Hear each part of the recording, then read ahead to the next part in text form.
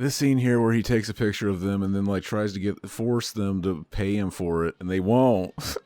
So he decides he's going to destroy the picture, but he doesn't just rip the picture. Like that would be too easy. He pulls out like a chemical fucking powder and drops it on the picture. I wonder how they came up with that. I wonder how they came up with that gimmick, because it's like it's not like a common sense thing. It's really bizarre. Like it's like like when you're a kid and you like to play with like fireworks or take the powder out of them, and there was something like that. Rival House Network. And don't like the brags, I don't like the boast. They like hot butter on the breakfast toast. Watching flicks, talking chicks, I like to motorboat. Can Riverman make it a check? Nope. So look at all these movies I got. Commenting like, should we watch them or not? I know they just be acting for cash, but I still got one question to ask. Like, why'd he do that? Do that? Do that? If that was me, I'd be like, screw that, screw that, screw that. I'm an alpha, I'd eat through that, through that, through that. So why'd he do that, do that, do that? What's up, everybody? Welcome to another episode of BTM Commentary, Revival House Network, and we got a very special guest. Somebody that maybe some of you don't even know anymore because it's been so long, but we got Josh James from R-Rated Horror. What's up, y'all? Good to be back, man. I've missed you guys. What's going on? Fucking, it's all good, baby. It's all good. We just been hanging out, fucking chilling, playing Nintendo, all this cool shit. Sweet. Well, yeah, I kind of tune into your all's content every now and then when I got time. I check out what you've been doing. It seems like you guys are fucking thriving as usual, man. You guys in Mac and doing a lot more live hangouts too, which is cool, and those are easy to pop into. Like if people like Goat, or even when you come back, if you guys do more live hangouts, they're so much easier for me. Like, Josh is live or Goat's live. I could pop in for a few minutes. That's so much easier than keeping up with just this massive. Everybody's releasing podcasts nonstop. But yeah, this is a good one for you to come back on. We're doing the original Texas Chainsaw Massacre, which I'm blown away we haven't done. Yeah, I know we've done part 2. I know we've done the reboot prequel thing they did with Rosario. We never did that. We never did the. We never did the fucking the remake.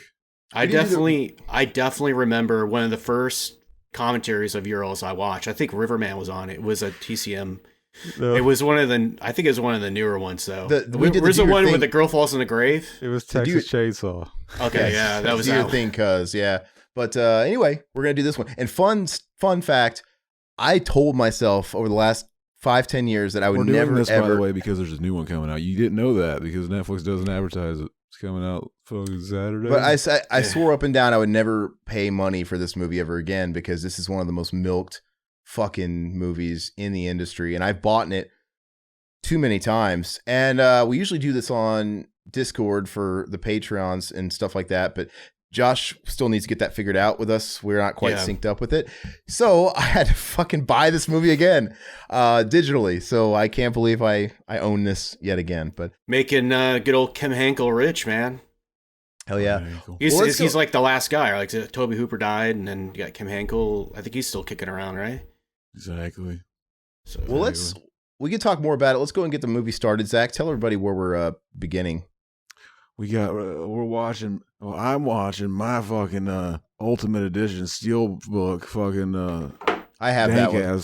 Edition. Fucking, why would you ever want this movie in 4K? He was talking about I can justify rebuying it because I can get the 4K, and then I was just looking at this. I'm like, this looks good enough. I didn't necessarily say that, but I did feel like shit. It's like, can I get something out of buying this movie again and paying $15 digitally? Yeah, so I have that version too that Josh is holding up on DVD. Yeah, I got this special edition at the thrift store for $1, so I just grabbed it. You gotta show the side with the lunch meat, though. That's the cool part. Yeah. There's like a 25th anniversary, a 30th anniversary, a 30. Yeah, it's. I've been meaning to get it on Blu-ray, but I just haven't. I mean, I have copies of it, and it's on streaming and shit. I think it's on Shudder, so it's like I haven't bothered. Is it on Shudder? Is it on Shudder? I think I saw it on streaming. I'm not 100%. I have Shudder. I saw Did I just fucking buy this? I have Shudder. If it's on Shudder, fucking kill me now because I just paid $15 for the 40th anniversary. Fucking Joe Bob did a version. It's all good, man. Joe Bob did a version. It's on Shudder. Damn. Yeah. Why do you say something, Zach? I didn't think about it, but we're paused at the beginning where it says a Vortex Hinkle Hooper production. Right as soon as it started fading in, we paused it, and we're ready. All right, we're all ready. So we're gonna go in 3, 2, 1, play. That kills my soul. I cannot fucking believe. Here's the thing, though. This fucking movie has possibly the greatest fucking opening to any horror movie ever made. It's possibly the greatest one. This intro. Fucking John Larroquette. Mm-hmm. You know that they got him to do this by giving him a joint. That's all they paid him to do this. He's coming. I think he's coming back for the new one, right? Yeah, he's doing the narration for the new one. I think I heard him on Mark Maron's podcast, and I couldn't remember him saying a joint, but I remember him talking about it where it was. Yeah, was it a joint? Yeah, it was just. It was just something super passerby. Like, yeah, I'll do it. Whatever. He probably didn't want to agree to it fucking live on. He might want to run for president one day. He's doing the fucking Bill Clinton bullshit. Beta. Yeah. Are they bringing back Night Court? I thought I heard somewhere that they're bringing that. It's Harry Anderson's dead. All woke and shit, and he's going to be on the cast. Fucking Harry Anderson's dead. Marky Post is dead. You know what I mean? Like, I don't. Yeah. That's a weird one to bring back if they did. First thing we see, fucking black screen, we hear the sound of a man digging up a corpse. Amazing. This movie is just getting better and better. This opening is so fucking good. How do you ever outdo this opening? I don't think you ever can. How do you guys feel about the way Leatherface looks in that new Netflix one? I don't have a problem with it. I think it looks a little strange, but they always kind of reinvent him. Yeah. I gotta get a better look at it, but that is such an iconic sound. The sound of the fucking the camera. Yeah, it's not even a real camera. They did that by fucking taking a tuning fork and scraping it on a piano key. And it's like the iconic sound of the movie, of the franchise, really. You know what's fucking crazy? I was just thinking of this today. Do they ever bring it back for a sequel? I don't remember it in any of the sequels. Am I wrong? I don't think so. I remember in the reboot they used it. I remember they brought it back for the remake because I remember being in the theater, and that's when you realize that it's a Texas Chainsaw Massacre. The trailer it does this, and I was like, I don't think they've used that in the movie since the original. That just made me excited, even though fucking everybody hates that movie. But look, now we saw fucking all those pictures of the corpses, fucking creepy shots, and then it opens up and we're pulling out. We see a fucking disgusting corpse. It looks like he's been left in the microwave after he died. We pull out very slowly, and then we see their artwork. They were taking bodies out of the grave to build some weird artwork on this fucking on this grave. And then it goes. The opening just keeps getting better. It goes into one of the greatest opening title sequences ever. It looks really cool. The color correction and just the way everything looks great about it. Yeah. I think I always think back on movies like this and The Exorcist, and of course movies like Psycho. And I wish I could have lived back then to have gone to see it in the theaters. Back when shit was just word of mouth, and the gimmick of the press they were doing for the movies really worked, right? It's based on a real story. This really happened, and there was no internet to really debunk it so easily. I just wish I could have seen something like this in the theater with, like you said, the sound effects coming on and shit like that. It would have been really cool. I actually was just watching. It's funny that you asked to do this movie because I was just watching the Gunnar Hansen did a panel at a con somewhere, and he was talking about this movie, and he said really the only part that they were inspired by in terms of Ed Gein was the like all the flesh lamps and bones and shit, but they kind of winged everything else. But we're seeing the opening credits and like fucking this weird footage is red, and it's not even black and white, it's red and black. Fucking that's like insane. And this is like back when they used to like actually be creative, use metaphorical, visuals and stuff, like fucking trippy shit. It's really cool. I mean, it sets the tone for the whole movie. Was that a guy named like it already passed, but a guy named like Ed or Edwin Neal? It should have been Ed O'Neill. I think Ed O'Neill should be in this movie. And stories. I remember like this was a movie. Whenever it would come on like IFC, they would play it with the commentary. I remember I was turning through the channel. I had digital cable back in like early 2000s, and I was flipping through, and it's like, Texas Chainsaw Massacre's on, and I hear Toby Hooper, Kim Hinkle, and some other fucking guy talking over the movie. I'm like, who would watch this? Who would want to hear people talk over a movie? And now here we are.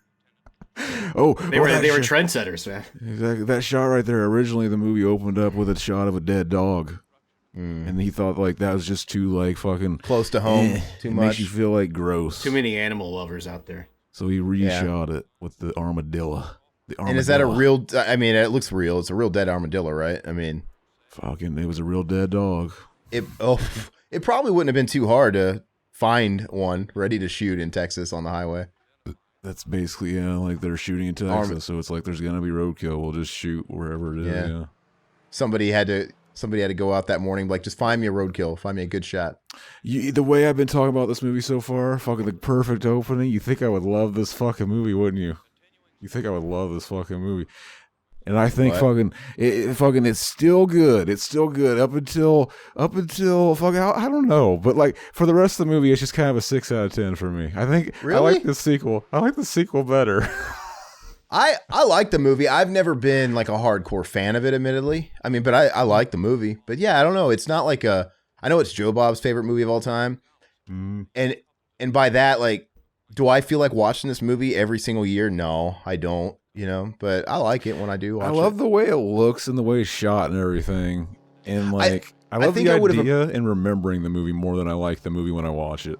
But when you watch it, though, it's like you think about all the movies that just ripped it off and took from it and stuff like that. It really is to be respected, just what it did first. They show him rolling down that hill over and over again. Like at one point you see the fucking wheelchair tip over, and then all of a sudden it's back up again. They really liked watching him fucking roll around there. I think if you and me were alive when this was in theaters and we saw it, I think we'd like it even more, though. I think that's the thing that you have to consider is that it came out in 1974. Time, place, circumstance, and when this came out, when it did, and just what it was doing. Like I said, I wish I could have been a part of the Psycho thing, right? The whole word of mouth. I wish I could have been there to experience that and this and like Exorcist and shit and stuff like that. Peter Brady driving the van there. Oh, that's another thing. I love how genuine this movie is. Like, this isn't costumes, man. These are fucking people plucked out of the era. They made this shit on like $60,000. So yeah, and I mean, that gives it that genuine feel. But just, it's more fun watching it like this, filmed during a period than a period piece. It's just where it's like the remake and everybody's trying to dress a certain way. It's just not as effective. Yeah. Fucking they're hanging out with these country bumpkins. This is basically the movie's introducing us to the folk around these parts. Fucking, we're meeting them very slowly. But like the people, so like basically we know something fucking crazy is gonna happen. So we're waiting for the deliverance kind of situation. We have no idea just how crazy some of these families get in this movie universe. Guy look like Norm Macdonald. Did you see That's what I was gonna say. He looked like old Norm Macdonald. I was thinking the same damn thing. On that topic of like the period piece thing, I think I mentioned it when we did Fast Times, but as much as I love a movie like Dazed and Confused, I think it does the period piece super fucking well and it almost taps you in. Compare it to something like Fast Times at Ridgemont High that was really filmed in like 81, 82 or whatever it was, and they don't compare. Like there's something great about watching Fast Times and you're watching. This is real time capsule. This is all real early 80s shit. It's very genuine versus Dazed and Confused, which is still great, but it doesn't quite captivate the 70s. That guy right there that was just talking, he knows better. Fucking, I swore ever since the first time I watched this movie that's the same voice we hear singing that song later when they're driving. In every day, is Sidewalk Cafe. Fucking, I was like, he's a fucking country singer, and what was he doing hanging out there? Is that just what happens in Texas? You just go to Texas, there's country singers all over the place, hanging out, laying on the ground, talking up to the sky. You guys there? Yeah, dude, it was feeling pretty good, man. I think it's 6 sheets to the wind. Is it me or does Franklin kind of give you some Chuck vibes? Ernest, right? Chad. Ernest, if you please. He looks a lot like that guy. That shot of the fucking cow, like drooling, fucking. There's like all distressed and shit. Is there something very gross about this movie? Fucking documentary feeling. Yeah, it's like unnerving, It's slightly disturbing, something in every frame, And we're never going to have a movie like this again. I mean, as time goes on, things become more and more redundant, and there's no more firsts anymore. Because before this movie, what was it? Psycho? What other movie could you say was that did a big splash before this? And then what? And then I think what was it? 2 years later, you had The Exorcist after this, and then you could argue, I guess Halloween maybe. But how many movies have really done it after this movie? Like really changed the game. You can only gross people out with these new ideas once, and then they're just like, "Oh, we've seen it before. We gotta keep getting grosser." Yeah, but it doesn't work. People become desensitized. I mean, it was like the whole what do you call it, like gore porn trend that was going on. You know, Eli Roth and Hostel and shit like that. And by the time you get to like Saw 2 and 3, it's like, this is just, what is this? It's just excessive for it's like you're just checking in to see what the new traps are like, and then it's just like, I wish Riverman was on this. He would love to do Texas Chainsaw. I don't even think of ask. He's probably watching the Super Bowl. That's when we're recording this, by the way. But yeah, this is his movie. Riverman loves Texas Chainsaw. In high school and middle school, even, dude, he was rocking an old ratty Texas Chainsaw shirt. And I want to say he probably introduced me to this. Riverman introduced me probably to this movie. He introduced me to Hills Have Eyes. He definitely introduced me to Dawn and Day of the Dead. Right, but real quick, I'm pretty sure that this brother here with the fucking pussy looking birthmark on his face, he's related to that pussy looking guy with the face with the pussy on his face from fucking Total Recall. Oh yeah. Which, Josh, I know you haven't jumped onto 4K yet, but that's a movie that looks fantastic on 4K. That Total Recall re-release they just put out looks fucking amazing, and it looks so good because it lets you see all the warts and all of like the scenes that have like the blue screen and it's really cool.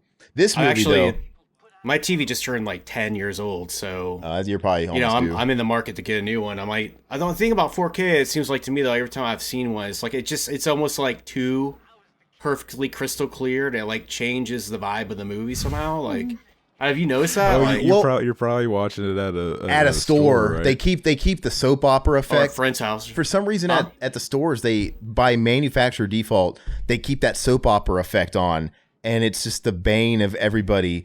And I've went, and your friends might even be guilty of that too, man. I went to a buddy's house a couple years ago, and he didn't know why things looked like it did, and why he got headaches watching it. Yeah, I was like my friend's house on a Halloween party, and he had like Halloween 6 on, and it looked like dog shit. I mean, it shouldn't look like that. And I remember I went to my buddy's house, and he was playing games and stuff on it, and it has like that the shutter effect or whatever, where it like fills in missing frame. It's just this weird thing.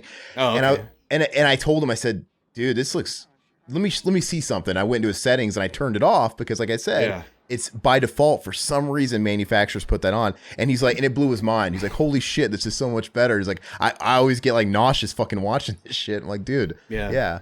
So that might be all the difference in the world. But you're at a good point, though, because now, I mean, you can get a decent 4K TV really affordably, like a nice mid-tier, like mid to high tier, you know? I mean, $800 can get you something pretty fantastic.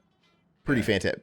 We're getting ready to hear the song here. Like fucking, they just went through the really uncomfortable fucking talk about like fucking like, oh, I work at the slaughterhouse. Oh, it's better. You got to use the. And then he's like, oh yeah, my uncle took me to where they use that gun to shoot him in the head or whatever. And he's like, oh no, you got to use a sledgehammer. It works way better.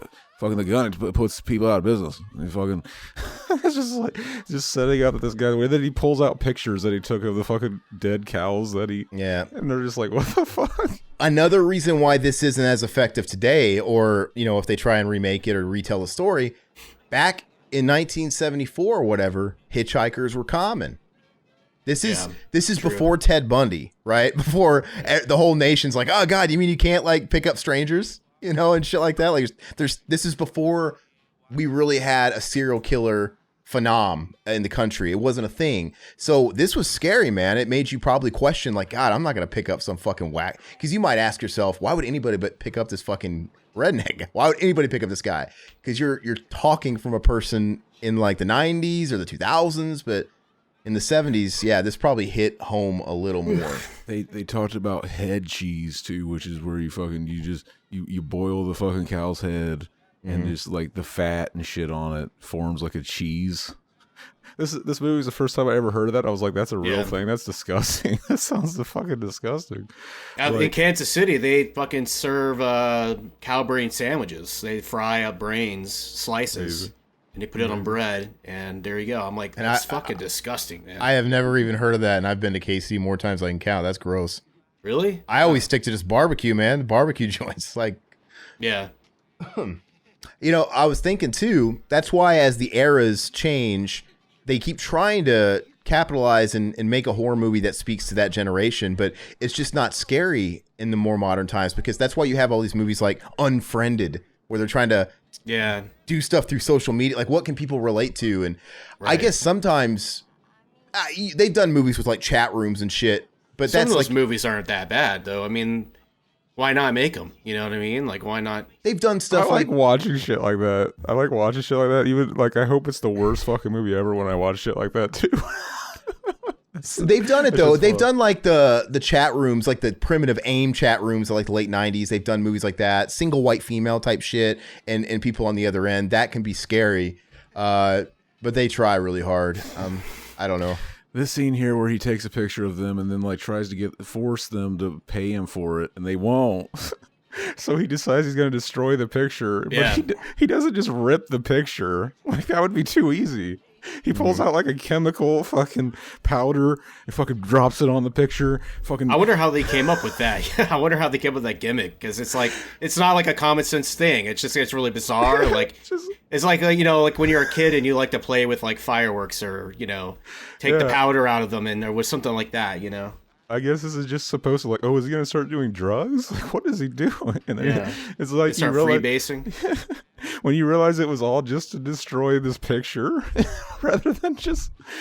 I mean, I used to have a Polaroid camera. I guess they kind of were hard to rip up, but, like, you get some scissors. You just get some scissors to start it, and then you can fucking finish the rest of it by ripping it. Hey, what's that little sack he's got around his neck? Like, what is that made out of? Is that like a like a bull scrote or something? Like, something, yeah. And then he just puts it back into a wad and like, oh, I'm going to keep this in my bag. Like, that's so weird. How often does he do that? It's so wacky. Yeah, it's like all unexplainable. I remember the first time I ever watched this movie, I was at like I think it was my birthday party with like 10, 11-year-old and fucking me, a bunch of kids that are my friends, and fucking I'm going to tell you some of the reactions I remember. There's only one scene I really remember, and I'll get to it. But this scene right here where he like wipes his blood on as they're running away, and he's going, and then it cuts to outside, and he's just being quiet. I remember laughing at that as a kid. Like, he's just doing it just to, like, he's, because I figured, like, we just couldn't hear him yelling. He's outside, he's like, yeah, he's, like, making weird ape noises or something, but then he's just being quiet. This is really, this is so tame by today's standards. You think today, nobody would pick up a stranger, by the way, but even then, if they did, and he just got sliced on his arm a little bit, the cripple guy, it's like, shit. They were so close to this just being a memorable story one day. They would think about like 20. Like, remember we picked up that guy and he went nuts and he burnt that shit in the car and then he just kind of cut me. Oh yeah, man, that was weird. But now he's gonna fucking. We got to up the ante on the new one for the Netflix remake. He's gonna shoot heroin into his cock in front of them. They're gonna be like, we're gonna get this guy out of here, and then fucking like before they can get him out, he's gonna fucking put the needle in their cocks. Oh yeah, like, that'll really make us cringe. What is this new one, by the way? Is it like a sequel? Is it a sequel? Are they kind of retconning again? Apparently, it's going to be like Halloween. Fucking, they're ignoring the sequels again. Fucking every sequel, they ignore the sequel. So it's just a normal Texas Chainsaw Massacre sequel. This chick right here, I always thought was totally Stacy. The astrology chick. Very Stacy. Look at this guy's fucking forehead, man. Yeah, it's like fucking Howard the Duck. Crazy. All the Stacys like astrology. Yeah, it's all bullshit. You know what that just reminded me. I just today I got like a new match on Tinder. And so I look it up. I look it up and I'm like, oh cool. It was a super like, fucking cool. And I look it up and I guess I was really super horny when I gave this super like. Because I said something that was just like, you gave the super like, okay. I said something that is just like, she's totally not gonna like respond. I said something like fucking, what was it? Fuck. Oh, I said, murder me. I was like, oh my fucking God. That's so cringe. That's such a typical Zach thing to do, though. I'm just surprised you didn't mention "cum" 3 times. Don't hold out on us though. Did you get her? What happened? I just said it happened today, didn't I? Oh, okay. She didn't reply. Hey, that's enough time for some people. I imagine Mac is in and out like that. I'm sure he has like Snapchat meetups, and he's already back in time for Cornflakes, record a podcast. He's got a whole story. Chad, I'm not that. That's funny. This Mr. Rogers looking motherfucker. He looks like the anti Mr. Rogers. Fucking, he's a big Chad, big concrete cock on the cook here. I always thought he was the dad, but then like I hear people talk about the movie, they just call him the cook, and they say no, he's just their brother. I don't know why I thought he was the dad, because don't they call him Pop or something? For some reason, I always thought that. I don't know. He carries himself, you'd think, like the patriarch, I mean, so I could see what you mean. That dude's forehead is fucking exquisite. He could probably fucking open like beer bottles with that thing. I'm sure you just want to paint a bullseye on it, Zach, and just shoot one on it. Oh yeah. Oh yeah. That's some Clint Howard stuff, man. Clint Howard's a Chad. Yeah. So yeah, he's a weirdo. We're meeting up with the townsfolk still. Fucking, we're meeting. They're at this barbecue joint. Fucking stopping for some shit, and the gas station. I like that shot. The upward shot. Great camera work. This guy looks like from Henkel. This guy looks like Danny Masterson's dad or something. Like that guy. He almost looks like a Masterson, doesn't he? Oh yeah. He does. He looks like one of the Mastersons. Fucking Chad. Think he got a big dick? Probably. I'm gonna guess about 8 inches at least. What do you guys think of Franklin? I mean, the movie wouldn't be the same without him. He's kind of dopey. He's just this. I don't think the movie could be possible without a Franklin in the movie. I mean, it's like he really is like the comic relief in a way, and you kind of feel bad. You feel bad. He's super when annoying he gets and everything, but you feel bad when he gets fucking. I mean, he gets his ass kicked through his whole movie. And every movie needs the "I gotta come" guy. You need the gentle giant, the savant, the slow guy. I don't know. I remember when I first started listening to podcasts, people were always shitting on Franklin. They're like, "Fucking Franklin, he's so annoying." Shit. Like I remember, like he is, yeah. But I remember, like, fucking, I don't know. He's probably the most memorable character. That's what I'm saying. He's very memorable. It's true. He's very annoying. Yeah, he stands out. I mean. Okay. You could actually describe his personality compared to the if other I haven't people, seen this if I haven't seen this movie in a few years, he's the only one I can visualize in my head exactly what he looks like burned in my memory. The rest of these guys are like, oh, hippie guy driving, Danny Masterson dude. Good call, making the fucking blood already brown now. It looks like shit, but it's realistic. Mm-hmm. Looks like he smeared shit on their fucking car. Probably was just real blood, Animal blood, yeah. I'd really like to go to see the Texas Chainsaw House. I think they turned into like a restaurant or something. Oh, really? Oh, yeah. Yeah, you can go hang out there, eat lunch there or whatever. I think this gas station's a tourist thing too now. Yeah, they had these little cottages behind it that you can stay in. Because they made a tourist destination for horror fans. So. Of course they did. Why wouldn't you? Fucking, you want to hang out at the fucking Myers house, fucking the Texas Chainsaw Massacre house, fucking all something to do. It's just like, well, when the fuck am I ever gonna get down to Texas though? What's the one that they just? Because a lot of these places people lived at, they were residences. But was it the Nightmare on Elm Street house that someone resold it, and now they did make it like an attraction? Like I'm buying it just to do an Airbnb type thing.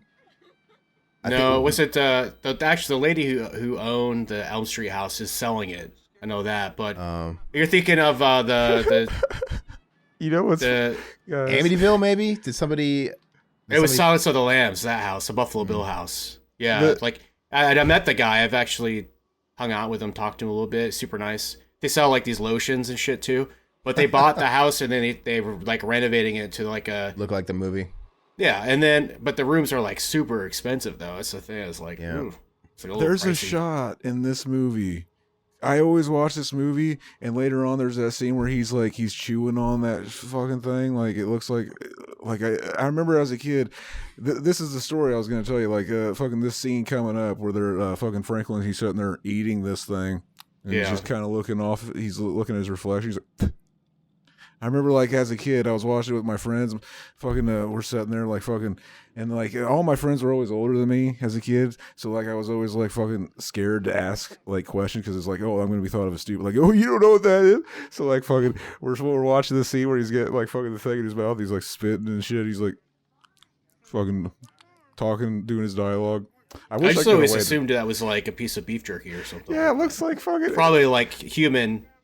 It looks like flesh, shit. Right? Yeah, it looks like a turd for sure. But or it looks like somebody's inside his mouth with their dick hanging out. Yeah, it looks like a little dick. So somehow somebody's trying to take a piss through his mouth. It's like Freddy Krueger inside Jesse. That's how he takes a piss.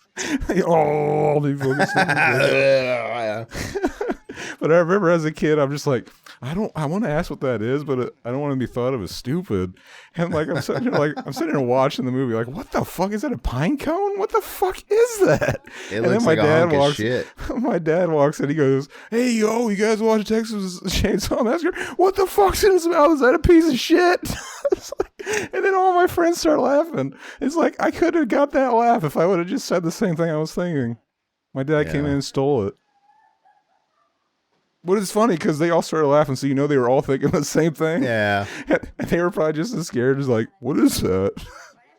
No, I'm like, go stupid. I remember I had one of those situations too where I was a little younger and a little behind, and I was trying to keep up with the Joneses, and all the kids that were just a little bit older and like post puberty, and they were talking about like cum and all that shit. I'm like, yeah. And I remember one day I was like, I compared it to like cottage cheese, like I knew, like what they're like, what?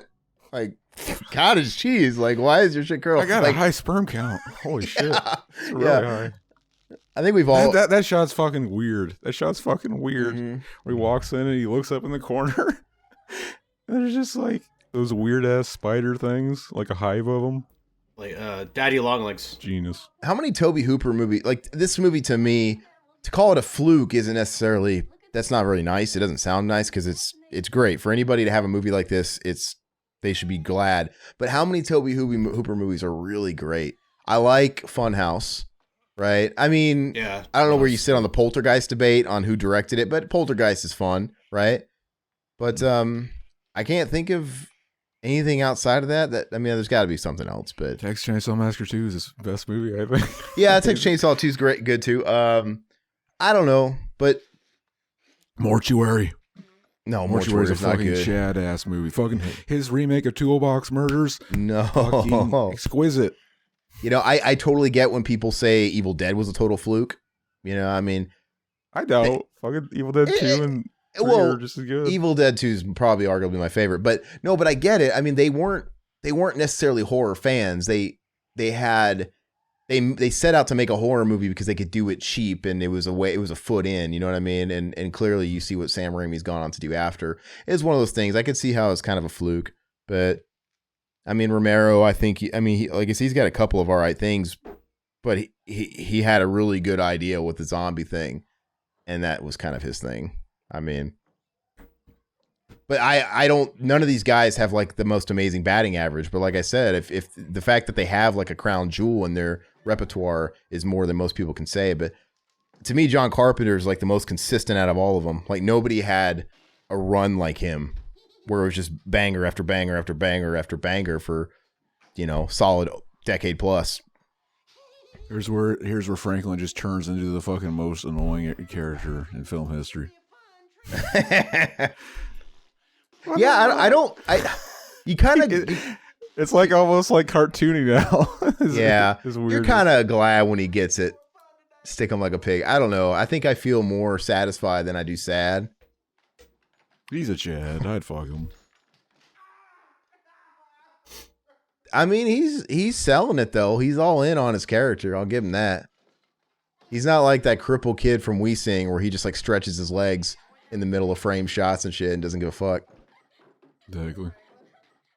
I decided I wanted to like fucking, you know, when I was a kid I was stupid and like fucking I always thought like, man, I wish I could draw, but like I can't. Fucking I thought like drawing was something you were either born with or you weren't. It wasn't like a skill you could like get better at. So fucking I've been looking up like fucking like what's best ways to get better at drawings, like fucking. So I saw one of this guy's like, oh yeah, fucking pick something and draw the same thing every day for like fucking a month or something. You'll get better at it and all this shit. So that's what I started doing. You guys want to see what I'm working on? Yeah, I feel like it's a little bit of both though. I think you kind of have to have the knack for it, and then you have to hone it and get better and do the practice and the work. I mean, fucking, maybe Josh can add to that. What do you think, Josh? Yeah, people always say, you know, oh, you're so talented, but it's like talent is like drop in the bucket. It's like that's the ignition spark. But you have to like spend hours and hours. Yeah. It's like you have to make a stack of shitty drawings to get one kind of okay drawing. You know what I mean? It's like you have to muscle through it. You had always kids. We had always kids in like middle school and high school that were really good compared to everybody else. But if you look at them that went professional now, they're really fucking good. But they weren't that good in high school. I think I have the natural bug. Like I was naturally talented up to a level, but I didn't.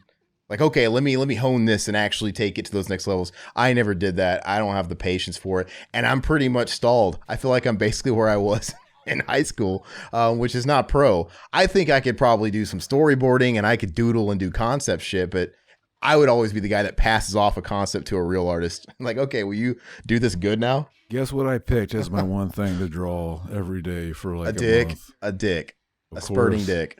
Of course. Fucking, oh no! You got to. It's the easiest thing you can think of. So I've been doing that. Fucking check this one out. This one's pretty good. This is the. Are you demonetizing us right now as we speak? I got the. It's a rocket ship. The dick rocket ship, and he's shooting. So he's a rocket, right? And he's shooting cum trails. Where's the? Okay, one of them does have a dick vein. They're cum trails. Get it? Is that Lenny Kravitz's cock on the left? That thing's long as shit. Oh yeah, and he's got boxing gloves on too. So good. You got problems, man. These look like other dicks on his hands, though. I'm not good at drawing boxing. I think I drew a dick in the fourth grade. It's nice to see you pursuing your dreams, Zach. How come? Okay, none of them are like ejaculating. Shockingly, fucking that was my other notebook. It's fucking. I had to get a new one. Fucking. Okay. I haven't started drawing the cum yet. I would love for your mom to find that. Like, what the fuck is this? You be passing it off. Be like, oh yeah, that's from when I was like in the third grade, mom. Like what? It has the date of manufacturer on the back of this notebook.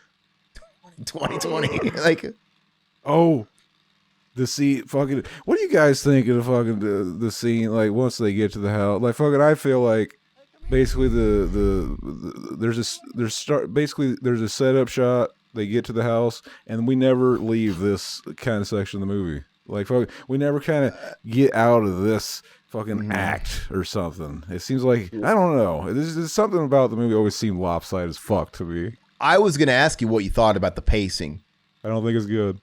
Yeah, like, do you think it takes a little too long before Leatherface, whacks somebody with a mallet, and it's like, okay, we're really in it now? Yeah, it takes a little too long. This setup, this whole shot is a little too long.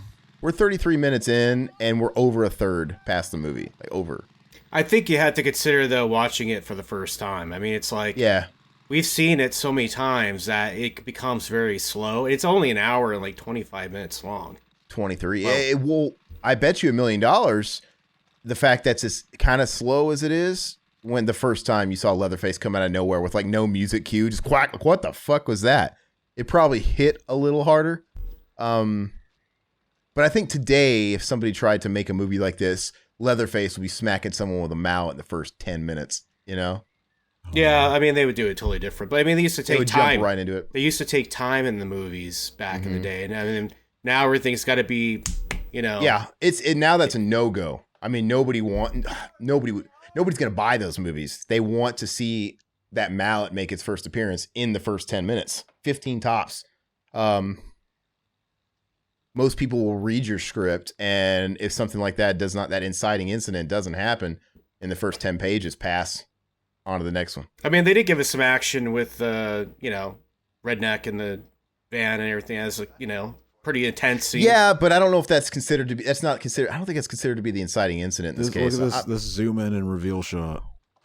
Yeah, it was cool. You'd never get a shot like that. And I mean, come on, man. That's so weird. It's like fucking the way it's cut and done. It's like fucking. It's like a video game where it clips through your hand or something. Like where the camera gets too close to you. Wonder if like Tobe Hooper was just like, let's try something weird. Like he just did that shot because he was in a funky mood that day. You know what I mean? I think he knew one day they're gonna make video games that are 3D and you're gonna be able to control the camera. And like if you get too close to your hand, it's gonna clip through and it's gonna show like whatever you're grabbing like through your hand. He was a pioneer. It really sucks though, because movies like this kind of broke the rules.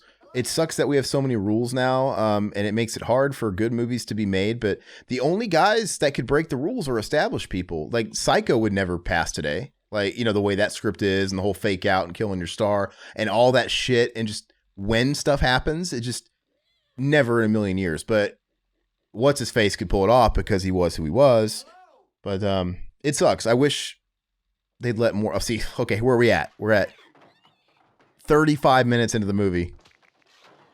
And we're very weird that there's no music cue, no music spike or anything. Just blah. It's very creepy.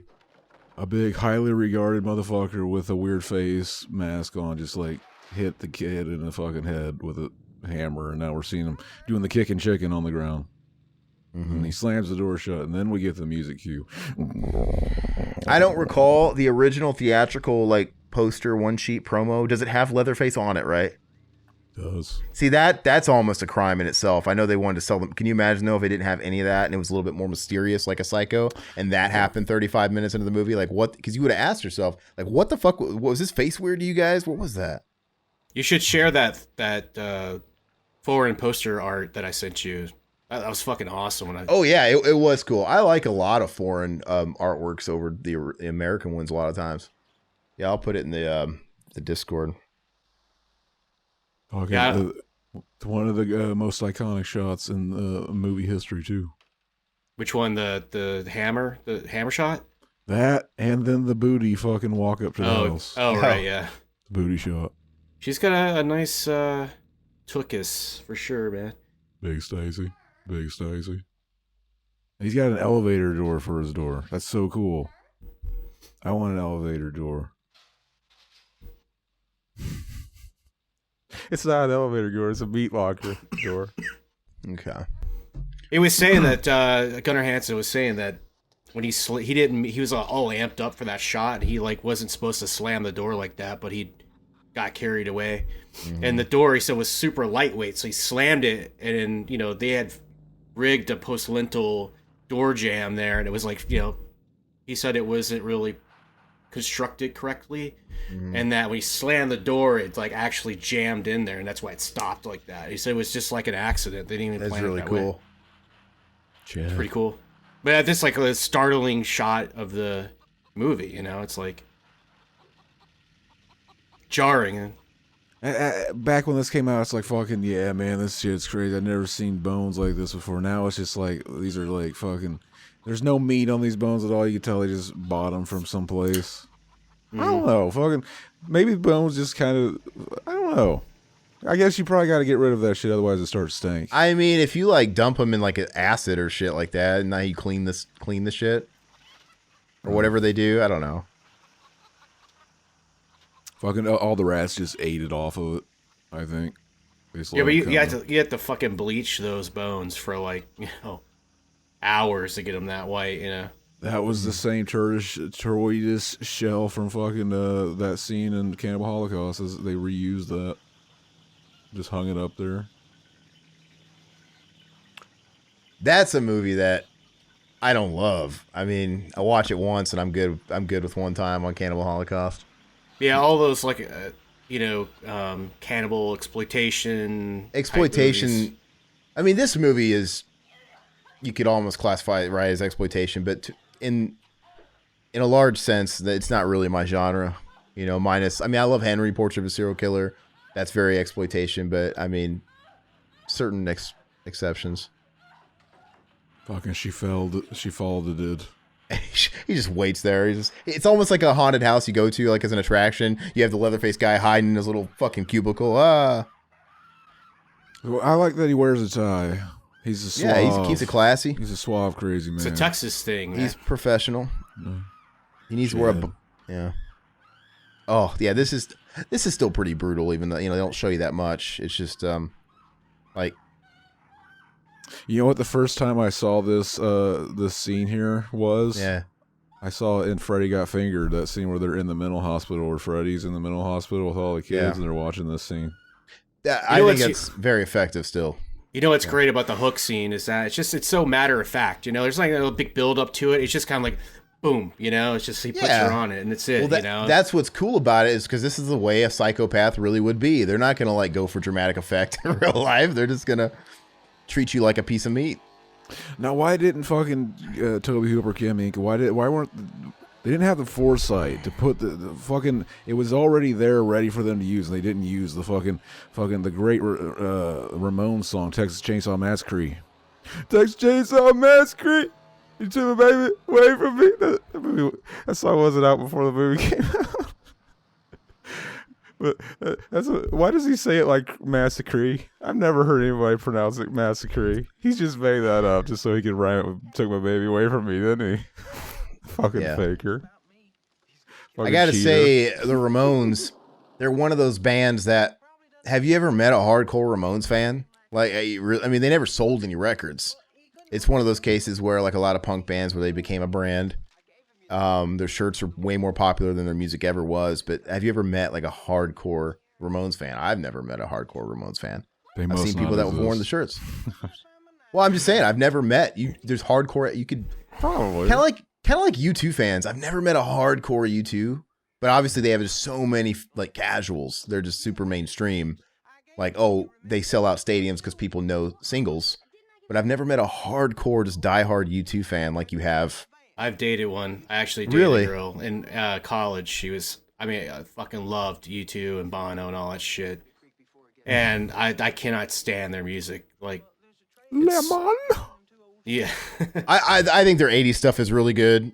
After that, it's really spotty. It goes from being... I've never met a hardcore fucking YouTube fan. You are one. Fucking hiding amongst us. No, I like a lot of their 80s music. I think their 90s stuff... I've never listened to an entire YouTube song. Oh, it's either really bad or good. It's really weird, just like the spectrum of it. But I don't know. But it's not like you could make documentaries off the fan bases of AC/DC, Metallica, Led Zeppelin, different kinds of rock. And even smaller bands. Like, I'm sure there's fucking people that just are obsessed with bands like Converge, Zach, right? Where it's just like, but you just don't see that with Ramones or whoever. I don't know. It's just weird. Sometimes I wonder. I mean, I remember having friends that were really into them when I lived in Chicago. There's like a big music scene and but there's so many bands out there. I mean, I guess you would think there would be more of them considering how popular they are. It's like cheap cred. It's like cheap street cred or something. It's like if you wear a leather jacket or Ramones shirt, it's like you're telling the world that you're deep down a punk rocker, but still kind of mainstream or something, Yeah, it's branding. It's like punk branding. Same thing with Misfits. It's like the record sales never equate to the amount of shirts and branding you see. It's just, I mean, they're cashing the checks regardless, so whatever. Fucking, it's cooler to pretend you like bands now than listen to their music. It's like the kid who walks around with a Nirvana shirt on, but they couldn't name you one album, Yeah, I mean, it is what it is. That's what happens when some of that shit gets sold at Target and H&M and stuff. Yeah, they just like the design of the shirt. I don't understand why people get butthurt over it, like gatekeepers. It's like, yeah, I get it, but they're a teenager, they're college kids, and they shop at H&M and Target, and a lot of them really do think it's a brand. Like, I've watched videos where people will try and pull that shit and ask them about the band they're wearing. Like, oh, like I just like the brand. I've seen this brand around. I'm like, that's a Misfit skull. It's like, what? Or, fair enough. I get it. Fucking look at that now. Remember, I watched this movie so many times. And it wasn't until this last time I watched it to get ready for this that I realized that I started talking about this, but it shows him pick up I think it was supposed to it looked like a potato or something, and he put it in his mouth, and I was like, "Oh, is that what he has in his mouth? Was it a potato? It didn't look like one." Weird. Yeah, it's so weird. Fucking like a little potato. But yeah, I didn't realize it till I watched it this time too. Like, oh yeah, the reason they go to the house that they end up dying in because the Leatherface family lives there is because they're looking for gas. Yep. I never even realized that. It's just like, oh yeah, they get there and then they go to a house, and it was never something I even thought about. Weird. Because they went to the gas station, the gas guy, and he let him. He let him to there. Go to the house, right? Yeah, they're like leading him to a trap, right? And that's a fair enough setup. I think the setup works. I just don't think. I mean, if that was the exact scenario today, what else are people going to do if they're desperate? But today people have AAA. There are more gas stations around. I mean, the likelihood of this situation happening is probably not very good today. I fucking dare you. This shit happens all the time. This is based on a true story. It's just yet so much more to work with. Same thing with music. That's why you're never going to have like a 70s music explosion where you're going to have all these artists and rock bands that all had these distinctly unique sounds. Like, you know, that just Pink Floyd, and you had Zeppelin, and you had Deep Purple, and you had all black. None of those bands sounded like each other, but they were all kind of in the same, you know, atmosphere. It's just not going to happen anymore. You're never going to have movies like this again. Everything's going to be a retread. Fucking, how dare you? You can't tell the future. Fucking, we could have movies like this tomorrow. The new movie coming out. This was probably a first. Was there any movies before this that did like the bodies in the freezer? You know, now you can't have a serial killer that cannibalizes that doesn't have like a body in a fucking chest freezer. Was that thing not? She was still alive. Was that thing not even locked? Fucking, I don't know. Yeah. I mean, she clearly had enough strength to go. Ah! I mean, she was knocked out. She's knocked out. She doesn't revive. She's in shock, right? Until fucking the lid comes off. Mm-hmm. The warm air hit her. Leatherface, he eats good, that's for sure. Do they ever actually acknowledge that he's on the spectrum? Because he clearly is. Like, did they ever? I can't remember. Do they actually make any comments of, "Oh, he's like a child," or "He's slow"? Does anybody? Gunnar Henson said he wanted to play him that way because he went to played him like that. He took the role serious. He went to like an insane asylum and he picked a guy and he's like, I want him to be like that or something like that. I forget what. Yeah. Exactly how he decided like the person he wanted, and those are fake teeth. I always thought Gunnar Henson just has nasty ass teeth. Nah, they look pretty fake. They're fucked up, but they're not like dirty. Fucking, he keeps them clean. He tans, but he keeps them clean. They're not even the worst teeth I've ever seen in real life. I think this is where the movie is just kind of like fucking. I could like whenever I want to watch Texas Chainsaw Massacre, I basically want to watch it up until this point, and then I'm kind of the last 30 minutes. The last 30 minutes.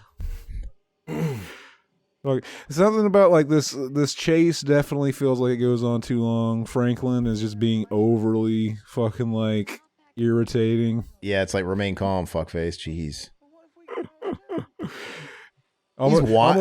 Why do they hang out with Franklin? Like, why would you hang out with a guy like this that's just so needy and whiny? I think they're implying that like she doesn't like hanging out with him and she has to because it's fucking her brother and she needs help and shit. So it's like, I think this is like where it starts to like fucking we're seeing that you gotta look deeper. He would be the fucking bait, dude. He'd be coming at me with a saw and I'd flip Franklin's ass over right in his path and be like, here, take him. Sacrificial. Yeah, absolutely. I want to see Sally and Franklin fuck. I don't think Franklin can fuck, man. I think he fucks like a beast. I don't know if it. I'm not sure it works. Oh, fuck like a beast. Sorry, fuck like a beast. I want to go see Wasp, man. They're going. Sorry, that was totally off. Though he said fuck like a beast. They're on tour. Why? Look at her nips. I don't know, man. Blackie Lawless, he became a born again Christian, and I don't know. Like I think he doesn't even play fuck like a beast and shit like that anymore. But I don't know. Change it to screw like a beast. Screw like an He looks like Alec Baldwin in a wig in like drag makeup. Chad. But we're talking about the ways he's shitty, and you bring up the coolest thing about him to end it. It's actually pretty impressive that I can see her nipples in that dark way over there in this low grain. They still pop through. I know that they got a low budget, but like, yeah, I always remember that, like, fucking, yeah, the last 30 minutes of that movie is hard to fucking see. Well, yeah, maybe I'm not watching like an old VHS either. I don't really know how the DVD looks either, but I'm watching this Blu-ray type rip. They were able to make it look way better for the DVD, but I remember the VHS was hard to fucking see. Yeah. That was the thing big in the day. The original basket case, apparently, the original VHS version was super hard to see. Yeah.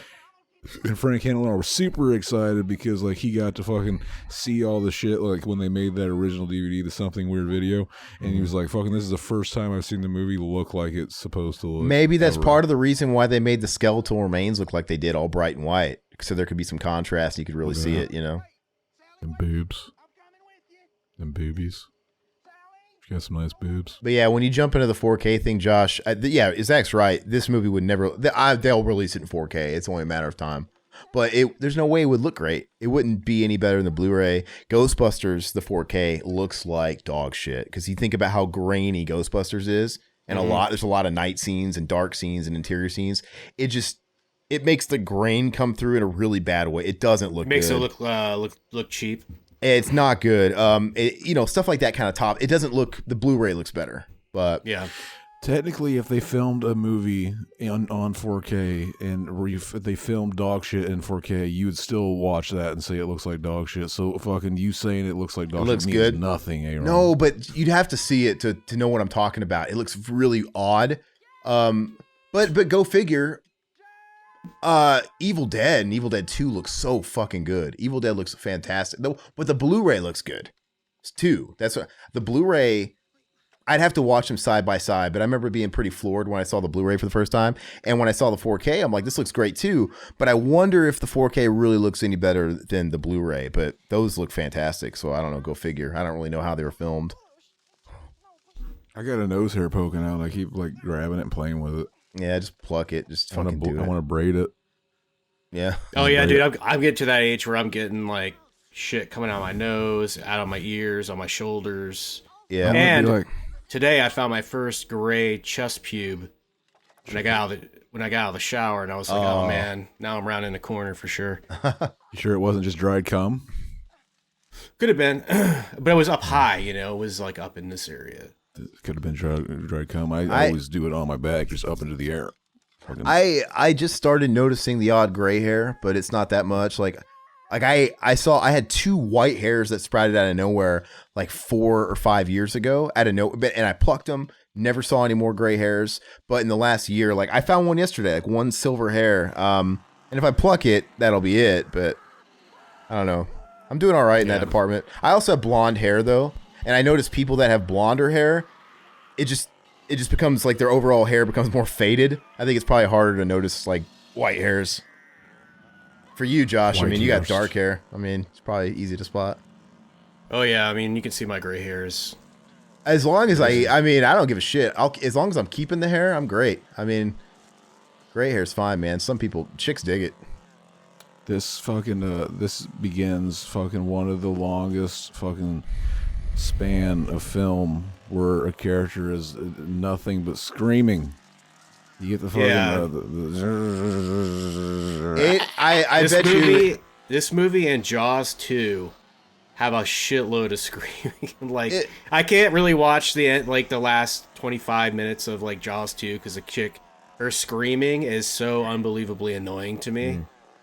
That it makes it hard to finish the movie, but I bet you this whole sequence was pretty unnerving in a theater back in the early 70s, right? With just the sound of the chainsaw and, like you said, all the screaming and all the stuff. It was probably pretty stressful as a watcher.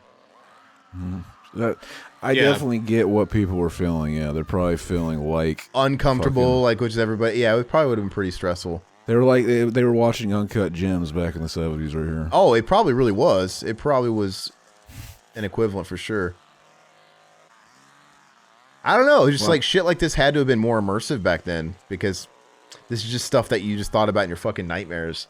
This would be pretty interesting to watch in a big dark theater and all that with the sound. The sound design I'm sure is a huge part of the movie. Mm-hmm. You don't really get the feel for it like just sitting, watching it on your TV. I don't know what your sound system's like, but I mean, in a big theater on a big screen, the running through the woods, the screaming, the intensity of all that, the chainsaw, it would be pretty cool. I'd imagine. If you guys could go back in time and like I keep talking about, and been a part of an opening night of any one of these classic movies, which one would it have been? Whether it was Psycho or Exorcist or this or something else you can think of. Like, what's the one you would pick? Opening night, 42nd Street, New York, or something big. A lot of people. I'd probably have to go with Exorcist, I think, because that's just such a juggernaut, like... Yeah, it's real tough between... I mean, Psycho would have been insane, too. Psycho would be pretty cool. It would have been insane, but I might have to go Exorcist, too. I bet that was wild. Yeah, because, I mean, it was a mind fuck in just a memorable movie all around, but I think a lot of it, too, was just the, what the wave of hysteria that came after the movie that the movie studio played into, they steered into it to help hype the movie and bring people in. And it was just a movie of that caliber that it got the religious communities in an uproar. It attacked a different fucking angle because Psycho wasn't doing that, but this was how many people were Catholics and how many people I don't know, I just think it probably struck a way different nerve, and that was probably more of a movie that your parents weren't letting anybody see because it probably made its way through the church communities. Like, don't go see this movie. And it became bigger than what it really was even. You know what I mean? It's like Kiss. When Kiss was around, Knights in Satan's Service, Kings in Satan's Service, whatever they were going by. My grandparents never heard a Kiss song in their life, but it had all traveled via the church communities. And no kids were allowed to go see. My mom could not go see Kiss. It's just like Detroit Rock City, the movie. It's that whole the Lin Shaye character. Mm-hmm. Yeah. So Exorcist was probably like that on crack. Like, you will become possessed. I saw the Blair Witch Project when it came out in the 90s at the theater with my girlfriend. And that was kind of a similar thing. I know we think of it as a small scope movie, but I mean the rumor mill going around. I mean that thing had a lot of stats. That was probably the last one, the last bastion before internet really upgraded, and it just the word of mouth was impossible because we were still we didn't have Skype, we didn't have Facebook, we didn't have social media in the late 90s. So that was probably the last time you'll ever be able to have a gimmick like that, and it worked. Yeah.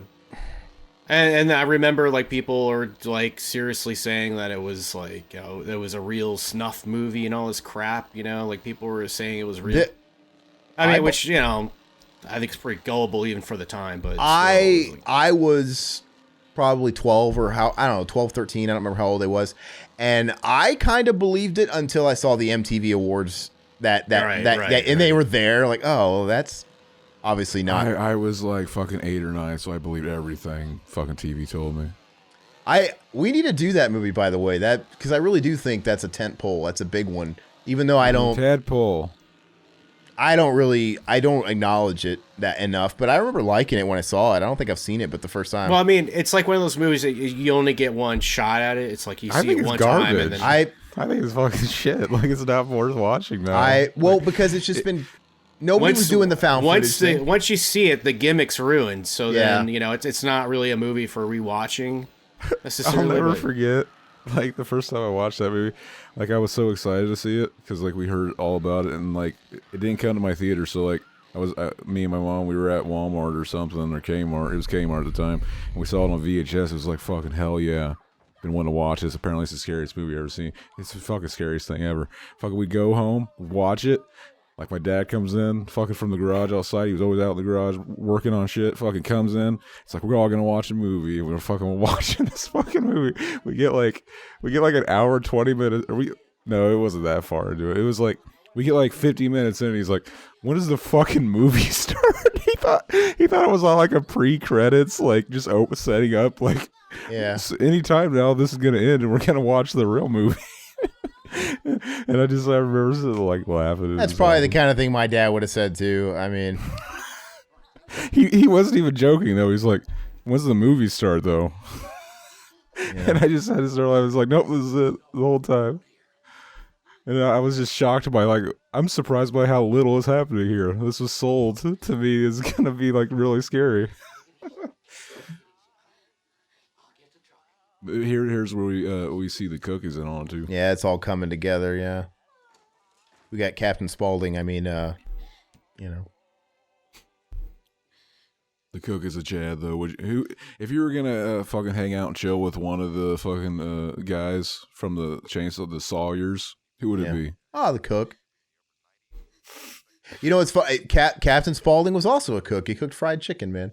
I always thought that that first fucking zombie movie was just a little bit too derivative for my. It was a little too much.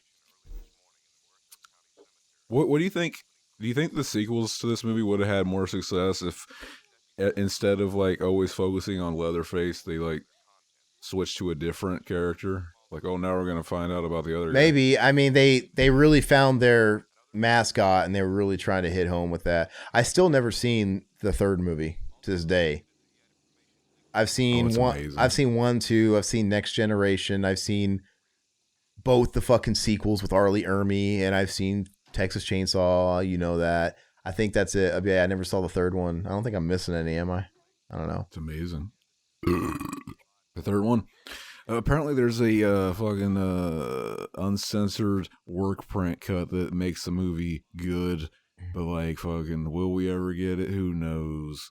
Like apparently like in the original cut, like one of the best kills in the movie was Ken Foray's character. And then like, oh, they showed it to a test audience, and the test audience liked him. They didn't want him to die, so we're gonna cut the scene a lot, and he's gonna be alive at the end. He just has like a cut on his face, even though we saw him get like mangled in half with a chainsaw.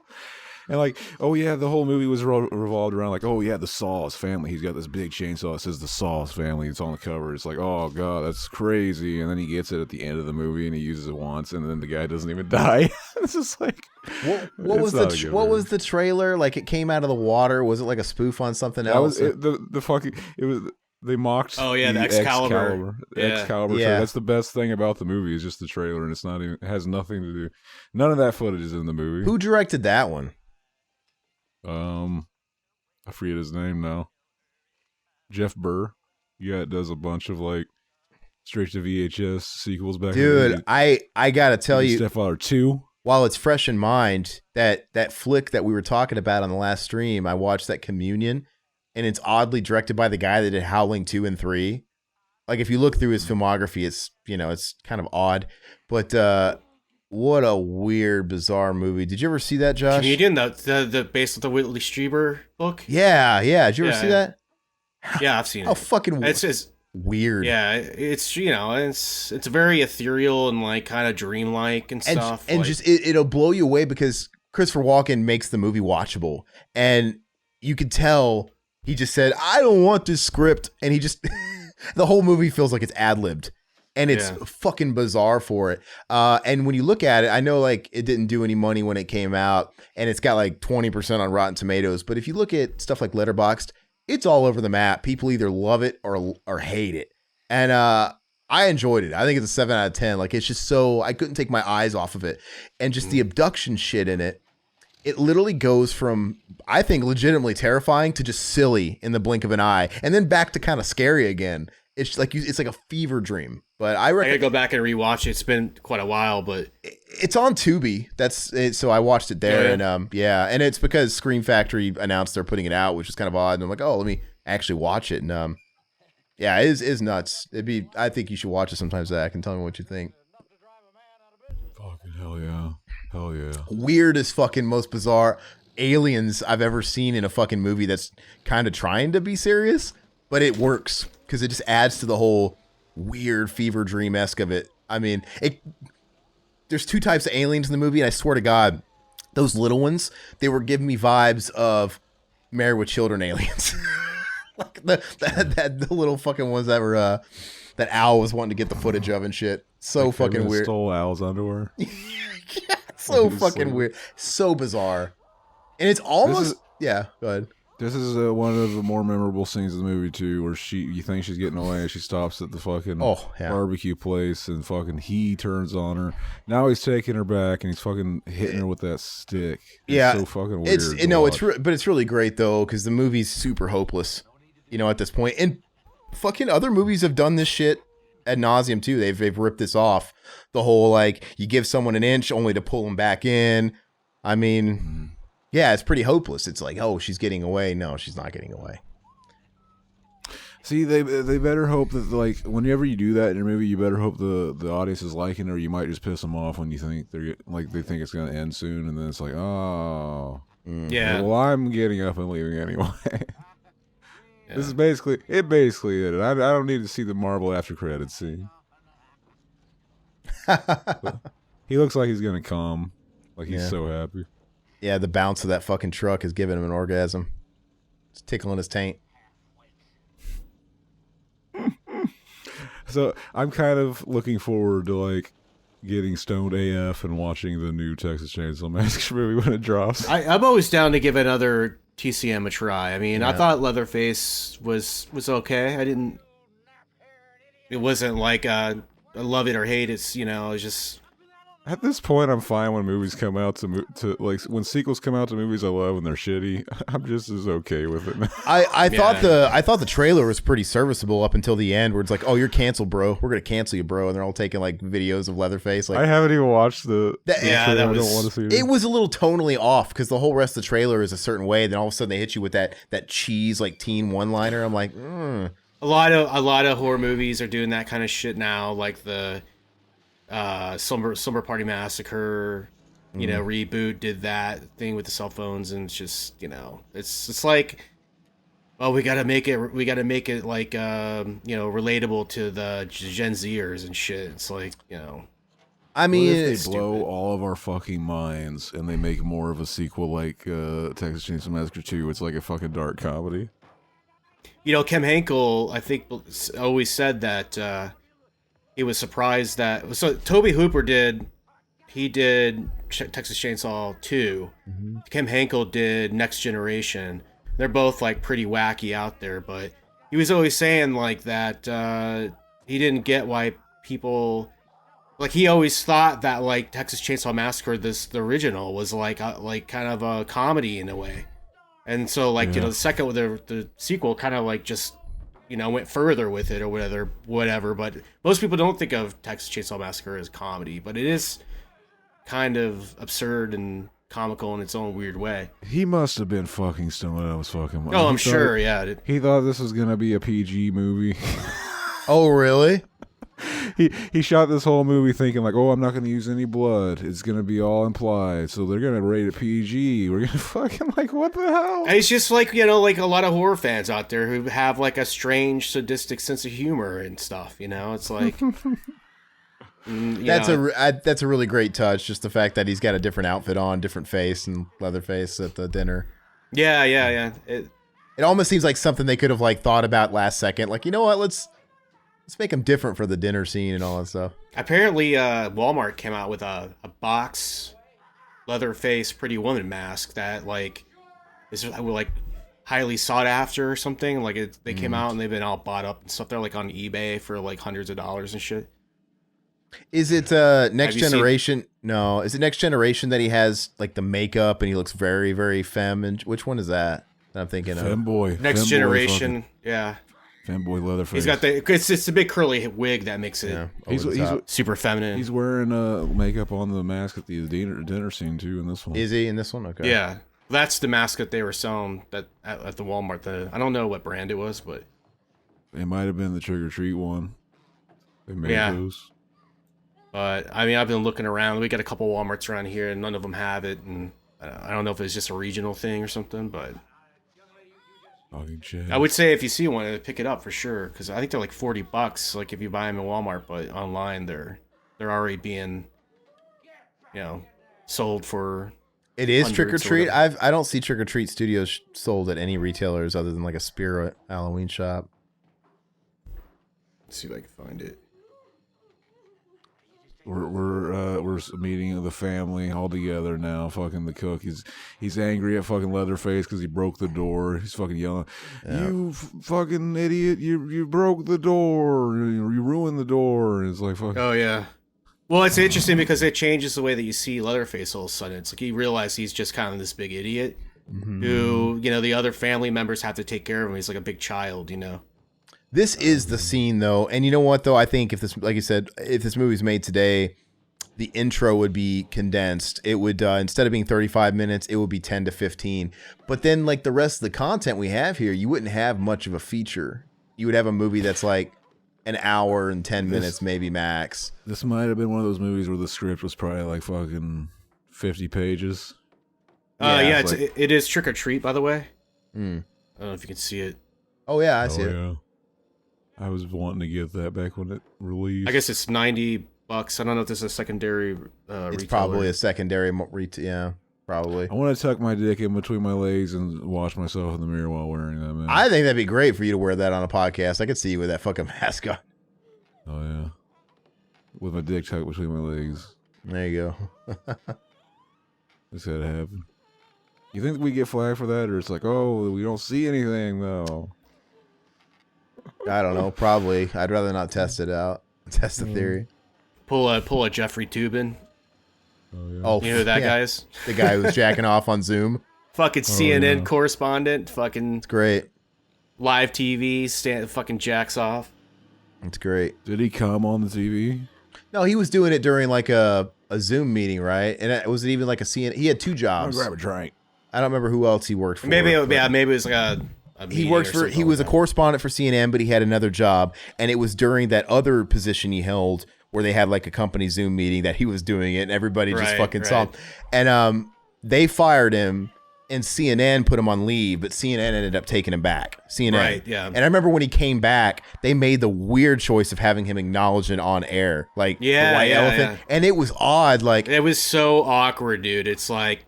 Just if you're gonna bring back the guy, which he shouldn't. I don't say the guy should never work again, but if you're gonna, I don't think you should bring him back to the network. But if you're gonna do it, just don't ever talk about it. Like talking about it, go away. It does not make it better, you know. And it was so cringe if you watch that footage. Oh yeah, I mean he kept us cool, but it's just like, what are you doing, Zach? He's doing the Stone Cold, man. He just got beer everywhere. Did you not see him throwing that shit all over the place? Usually it just pees in a solo cup at some point, but... Is he going to get new blinds? Look at those. They look like Texas Chainsaw Massacre house blinds. Yeah, dude, it's called Windex. Try it sometime. Hey, Zach, those blinds that you have, man, you look like you live in the Sawyer home with those blinds. Are you going to ever get some new ones? I mean, those are like $10 blinds, man. Anything happen while I was gone? Yeah, we're just talking bullshit, and I really got a good view of your fucking blinds. Did you see what I did? Yeah, I did. You did a Stone Cold Steve Austin. You're going nuts. I don't know why I did that. You know what I was thinking, by the way? That's great. I hit myself in the nose, and it feels like bleeding. What I think we should do is, I was listening to this guy, Nick Nocturnal, and he's a Twitch guy, and he's gotten really big. He has Twitch live hangouts with a lot of big like musicians and shit like that. And he's big on TikTok too. And he goes, man, I don't even understand TikTok. I've never made a TikTok. All I do is take clips from the streams or the YouTube videos and I put them on TikTok and they go viral. And I was thinking we should try and do that. And it's stuff like that, like your Stone Cold fucking thing. We just need to put like shit like that on TikTok and just see if that shit goes anywhere. Why did I do that? I don't know, but like I said, it's good. You know what? I just remember why I did that, because before I went and grabbed that drink, I took another bite of some delicious cookies and cream ice cream. This is a demo. You know, are you doing edibles or something, man? What's going on? Something came to mind and I went for it. I don't know why. I'm gonna go grab another drink. Yeah, Zach, because you've never done that before, man. Your behavior has never been unpredictable. I'm sure his carpet has seen worse. Worse fluids hitting it. What was it, that? Like a LaCroix or something? Oh, was it not a beer? I don't know what it was. Yeah, it probably was like a LaCroix. Let me see. I'll ask him. What are you drinking? It's not beer, though. Is that LaCroix? What is it? It's that Queer America, baby. Queer America. Oh. I drink Queer America always. Okay, that's not so bad. I was saying that's not the worst fluid to hit your carpet, so I'm sure it's like... My shirt is soaked. Once again, not the worst fluid to hit your clothes either. You know what I mean? Oh, yeah. Dude, I imagine your fucking carpet in there is stiff as a board with all the shit that flies in there. Crusty and fucking pubes everywhere. And shit. Well, and I'm just looking at your blinds back there. I'm like, well, I'm sure the carpet ain't faring much better. Dog hair. Dude. What's that signed photo on your wall, dude? To the left with the black frame. What is that? Yeah, next to the Turbo Man. Pauly Shore, baby. Pauly nice. Shore. Oh, that looks circa from that fucking movie I watched last night. That Opposite Day, worst movie I've ever seen, hands down. Amazing. Terrible. I will never watch another Pauly Shore movie that came out in the 21st century.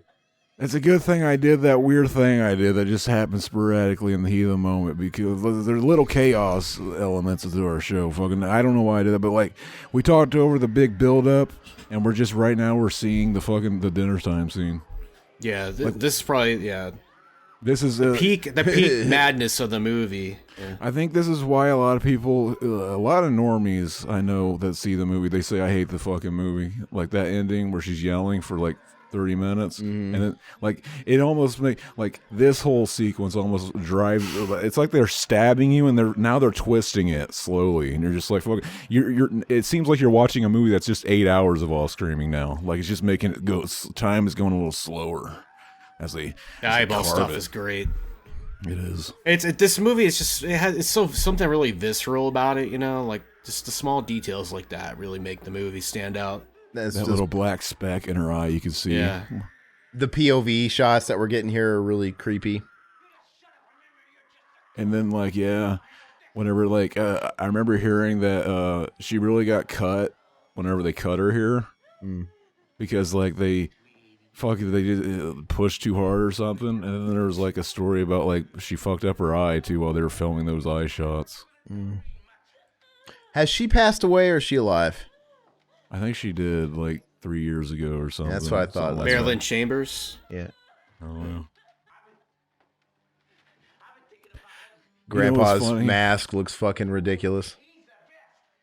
Probably looks better back when it was super grainy and you're watching a theater and on VHS, but it just looks sillier and sillier. You know what? I don't remember hating the Texas Chainsaw Massacre remake.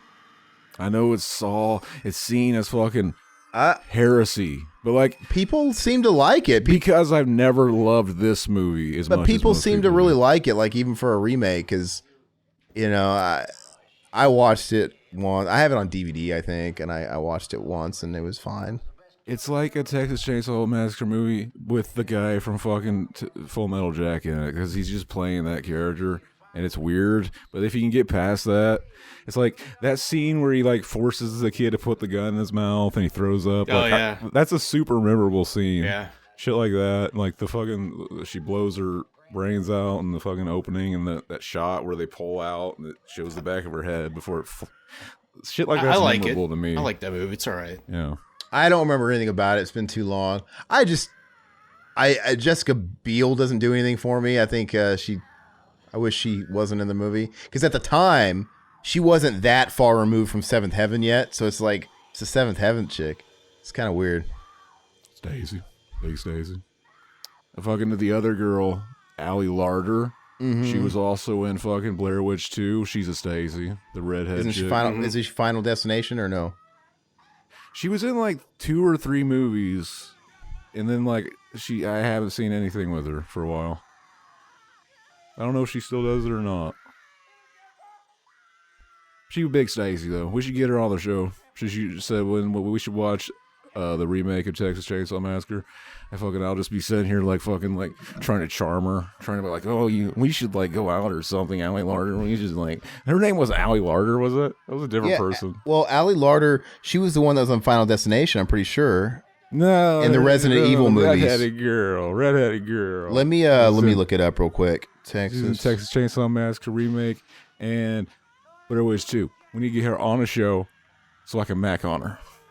Be like, hey, you want some of that Revival House money, baby? I could take care of you right. Her name's Erica Learson. Erica Learson, that's what it was. Yeah, I've never seen her in anything else, I don't think. Look, that shot, he hit her in the head with a hammer. And we see that little quick shot of the bloody. And Larroquette did the narration in that one too, so he's just going to keep coming back for everything. They see, for that one, you got to double my pay. You give me 2 joints. There you go. Holy shit, man. Like next year, that movie's going to be 20 years old. That's fucking, I know, it's crazy. Can you believe that shit? God damn. Yeah, it's weird. It's like with Zach, it's so funny because the running joke is Zach makes fun of all the music I like as boomer music, but all the movies, the shit he likes, the music is 20, 25 years old now. It's like, wait, Converge and all this weird metalcore shit is boomer music now. Because like people were calling the music I like in the late 90s boomer music, but it was actually not as old as some of your music is now. It's fucking fucked up and weird to think. Mm-hmm. It's just eventually everybody becomes that guy where it's like, no, I like what I liked and what I grew up with, and it's not old. It's what I listened to in high school when I was young. Mm-hmm. Yeah, it's hard to jettison from that mindset, It's like Nirvana's like fucking classic rock now or whatever. They mix it in with fucking Neil Young and stuff. It's like 30 years old, yeah. Neil old. There you go. Oh yeah, this is cool. That's a cool scene. The scene where she breaks through the window, it really does feel like she escaped hell. Like they fucking did a good job at like making the fucking irritating noise going. The fucking chain. I love the shot where they hit this big guy, big titties bouncing when he jumps out of that truck. It's like, fuck this. No, this is a guy. I always thought this was a woman. Oh, is that a woman? Trucker chick. That's what I always thought. Let me see. I thought that was a guy. Oh man, don't fuck up Black Maria. He's the androgynous misogynist. Yeah, he's got a beard, dude. I guess that doesn't mean anything. Yeah, Black Maria. What is the Black Maria? Like, is that just the brand of the fucking truck? Yeah, I guess it does show a beard. I guess I just never noticed. Yeah, he's got a big old beard. Nobody's making a lick of noise. You think that guy would be like, oh shit, well, fuck. I did see a show on like TLC where it was a lady that had like a condition that made her grow a full beard. I was like, she grows a better beard than me. Yeah. Chad. Yeah. That boy fucking, he dropped was the fucking truck gone in that shot? It was a weird shot. Why wouldn't the guy get back in his truck and drive away? Why would he? Yeah, I don't know. Especially when he had an opportunity when he was down and he got his leg mangled. He wants to get fucking laid. He's trying to save this chick and she's going to be so thankful. Like, wait, oh my God. I'm sorry. Where did the truck driver go? He just went running down the street the other opposite direction. And we just never see him again. Like, we just assume he got away. Yeah, what the fuck's his story? Are they ever going to like have like, yeah, there was that one day. They should do that. Like he's lived with the guilt from this. The guy driving the truck, he has to live with the guilt that he didn't turn around and pick up the other guy too. The other guy, yeah, that is a good point. I probably would be too afraid to turn around. That would be scary. Like, no, it's a truck. I'd fucking turn around. You could turn around and zip past him. Yeah, he's not a fucking great white shark. I'm out in the ocean. I would fucking just hit him really hard with the truck. Unless he fucking throws that chainsaw down, to hit the tires. I don't know. I love the way it cuts though. It almost looks like he swings back and hits the cameraman, and it's just like fucking. Well, actually, Gunnar Hansen said that he ad-libbed that, and he was like fucking done with this movie, and he was swinging it around to try to scare Tobe Hooper apparently, and then it cuts off early, but there's more to the scene where he actually throws the chainsaw out into the field because he's like, I'm so fucking done with this bullshit, you know what I mean? But they just cut it off before you could see it, but. Yeah, it's iconic. But, it ended up being like an iconic thing. It was like totally just made it up on the spot. But I love that too. Like he's so fucking frustrated. Like when you're a kid playing a game, you keep losing. You fucking throw the controller down. You're just like I remember I used to throw the controller down and try to fucking break it because I was so mad. Like I'm gonna take it on the fucking controller, and then when it broke, it was like, damn. You remember that shit? Yeah, I never had those sort of rage issues where I wanted to break my shit. I was very autistic. My dad would, though. My dad would break my shit. My dad would play games sometimes. And, God, if, like, there was a corrupted save on a memory card or something on, like, a PlayStation 1, it was World War III, man. He would just break my RIP, whatever controllers he was using of mine, because he would beat the fuck out. He would break them, smash them into pieces. And then, of course, he'd be pissed. That almost makes like the movie, like that dance he does at the end where he's fucking really mad and he's pissed off. It almost makes like it's one of those things where like fucking the middle of the movie can be kind of bad because the intro was so good and then the way it ends is like, like cause it kind of does feel like a weird gut feeling whenever you see him doing that. Like he's just like fucking, like he's just that much of an idiot. Like me when I was a kid throwing my controller down, how big an idiot. But like fucking. Yeah, it's just it's like now it's a 10 out of 10.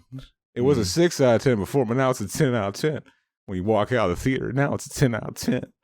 Hell yeah. How did they, when I was talking about the pacing and stuff, because I think this movie by today's standards would be, you could squeeze it into an hour. Like, how does the remake handle it, the pacing? I can't remember. I think the pacing's not even any better. It kind of does feel like it a little like there's always a lot of like wandering around the house kind of thing, you know? Yeah. Well, it was fun. I can't believe we still hadn't done this movie up until today. Maybe one of these days we got to do the third one and then fucking Next Generation. And I don't know. Fucking Next Generation. Are we going to do anything for that new one? Or are we just going to watch it? Are we going to do anything for that new one or nah? Fucking only if there's something to say about it. Yeah, I guess you're right. It was cool though. Josh, why don't you tell everybody about your channel and what you got planned, and you know if you're gonna maybe go back to any sort of regular content, because you haven't been posting a lot, right? Yeah. Well, my show's called my channel is called the R-Rated Show. It's been around for a few years. It's got about 8,000 subs on there.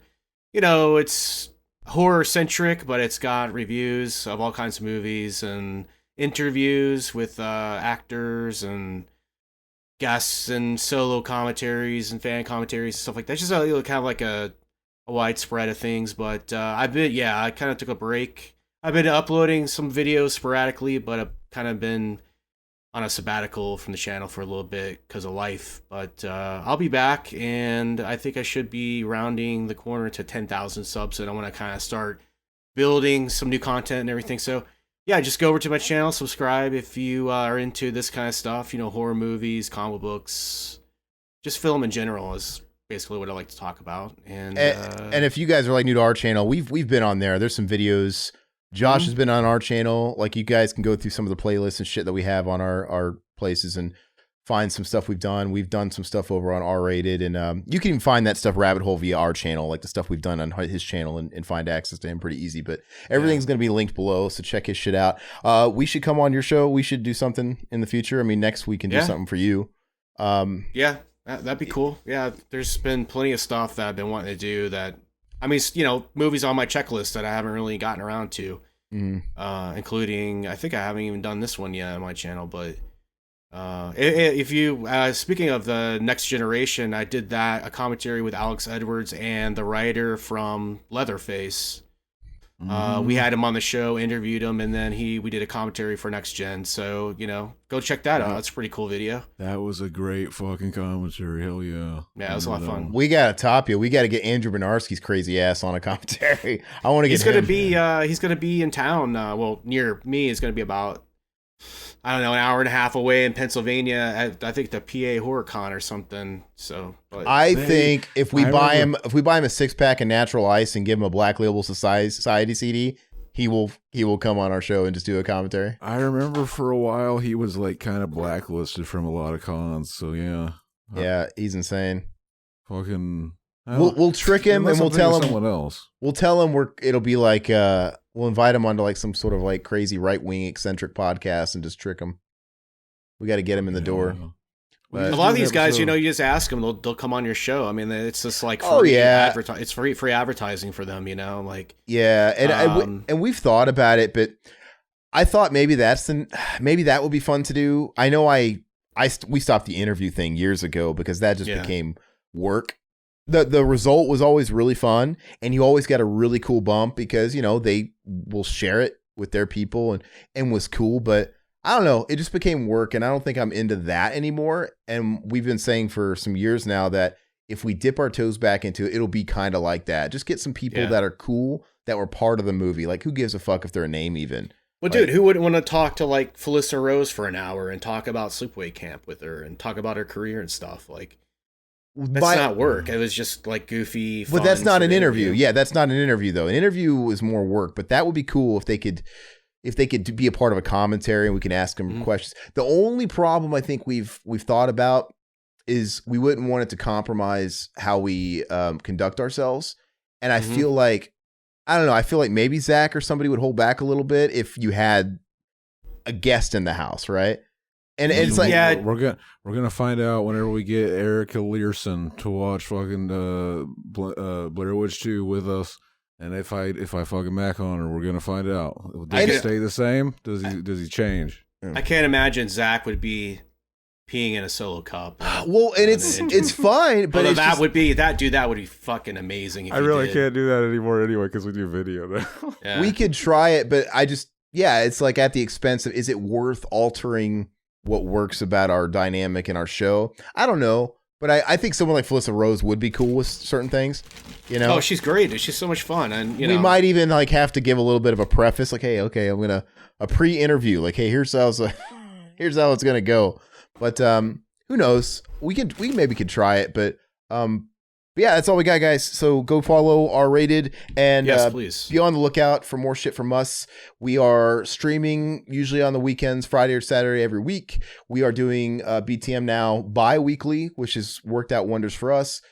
Usually it's like Mac and Zach have something on the off week. Do you guys have anything coming out here soon? You guys just dropped. What did we just drop? Was it Stealing Harvard? We did. Yeah, we did a School of Rock commentary where I'm going to listen to it, make sure it was good, because I remember while we were recording it, we weren't talking about the movie at all. We got so sidetracked and started talking about fucking random shit. So I'm going to have to listen to it. We'll see, baby. But like, hell yeah. You know, it'd be a fun one. You know, it'd be a fun one to have you guys back and do is try to get Wazelle back and then do Heavy Metal 2000 or something. You know, kind of like go back to our roots. You know. No, that'd be fun. I've never seen that one either. I would watch it. I remember it's not good. It's not even close to the original. And it's got a way different soundtrack. It doesn't need to be good to have a good time. We're gonna bump that ICP hit in the soundtrack. There you go. Last BTM commentary we had was Scream 4, followed up by our latest Cinema Enema, which was the new Scream movie. So check that stuff out too. Not sure what we're gonna do after this for the follow up to this one, but we'll be sure to let you know. Follow us everywhere, subscribe, all that shit. Please like the video, buy a shirt, Teespring, support us on Patreon. All that stuff's linked below. Go dig in and just check out the perks to all that stuff. But that's all we got. It was fun. I had a good time. What are you laughing at, Zach? Oh yeah, dude, guys, thanks for having me on. It's been too long. Zach's got something to say. Bullshitting with you. Dre over here's got something to say. What do you got to say, Zach? Fucking Mr. Edibles over here. Yeah, I just remember that I did the Stone Cold Steve Austin thing where you. I'm gonna do it. I think we're gonna clip it. I think now when like it will let me save clips from YouTube. It doesn't do that weird Netflix blocky thing. I'm going to try it. We need to have a TikTok, and I'm going to see if any of that stuff takes off, like those little clips, those little magic moments. But anyway, all right, guys. We'll catch you guys next time. Bye-bye, puppets, all that great stuff. Show some support, and we'll check you guys out next time. Bye. End of the week at the Revival House. Next month's theme, you gotta figure it out. Italian zombies or Pauly Shore, a slasher with a knife and the girl next door, and 1 second in, get it all queued up and ready, hit play in 3, 2, 1. Bye bye puppets, Zach Pete and a solo cut band. Couldn't miss Cameron's love and Josh and Scott failed and Riverman's babe. Bye bye puppets.